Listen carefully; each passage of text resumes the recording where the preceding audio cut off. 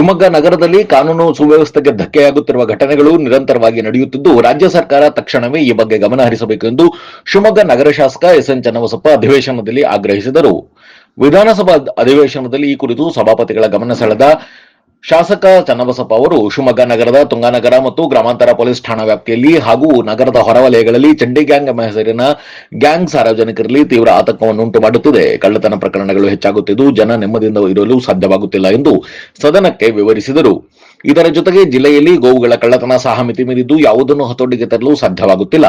ಸಾರ್ವಜನಿಕರ ಆಸ್ತಿ ಮತ್ತು ಜೀವಕ್ಕೆ ರಕ್ಷಣೆ ಇಲ್ಲದಂತಾಗಿದೆ. ರಾಜ್ಯ ಸರ್ಕಾರ ಈ ಬಗ್ಗೆ ತುರ್ತಾಗಿ ಗಮನ ಹರಿಸಿ ಕಠಿಣ ಕ್ರಮಗಳನ್ನು ಕೈಗೊಳ್ಳಬೇಕು ಎಂದು ಚನ್ನಬಸಪ್ಪ ಅವರು ಸಭಾಪತಿಗಳ ಮೂಲಕ ಮನವಿ ಮಾಡಿದರು. ಒಂದು ಸಣ್ಣ ಬ್ರೇಕ್ ನಂತರ ಶಾಸಕ ಚನ್ನಬಸಪ್ಪ ಅವರು ಅಧಿವೇಶನದಲ್ಲಿ ನೀಡಿದ ಹೆಚ್ಚಿನ ವಿವರಗಳನ್ನು ಕೇಳೋಣ ಬನ್ನಿ.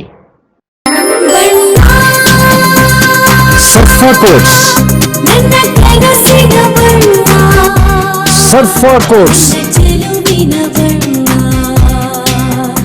ಕೋಟ್ಸ್ ರವರ ಸುದೀರ್ಘ ಬಾಳಿಕೆಯ ಸುಂದರವೂ ಆದ ಜಲಾಧಾರಿತ ಪರಿಸರ ಸ್ನೇಹಿ ಪೇಂಟ್ಗಳನ್ನೇ ಬಳಸಿ. Surfa luxury emulsion paint, odourless, low VOC, good for health, good for earth. Surfa coats. Radio iodine therapy, ನಿಖರವಾಗಿ ಪರಿಗಣನೆ, ನೇರ ಚಿಕಿತ್ಸೆ, ಹೈಪರ್ ಥೈರಾಯ್ಡಿಸಂ ಮತ್ತು ಥೈರಾಯ್ಡ್ ಕ್ಯಾನ್ಸರ್ಗೆ ಸೂಕ್ತ ಚಿಕಿತ್ಸೆ ಹಾಗೂ ಆರೈಕೆ ನಮ್ಮ ನಂಜಪ್ಪ ಲೈಫ್ ಕೇರ್ ನಲ್ಲಿ ಲಭ್ಯ.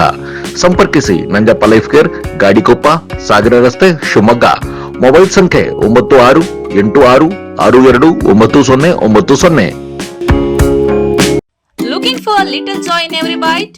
Dairy Fresh Ice Creams brings you 50 plus natural flavors with no added colors and the real taste of fresh fruits. Made with goodness from the Malenadu region.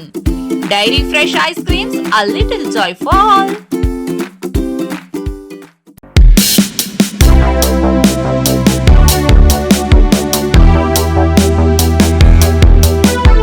Tunganagar ಮತ್ತು ಗ್ರಾಮಾಂತರ ಠಾಣೆ ವ್ಯಾಪ್ತಿ ಒಳಗಡೆ ತುಂಬಾ ಈ ರೀತಿಯ ಕಳ್ಳತನಕ್ಕೆ ಸಂಬಂಧಪಟ್ಟಂತ ಸಂಗತಿಗಳು ತುಂಬಾ ಸಂಗತಿಗಳು ನಡೆದಿದೆ.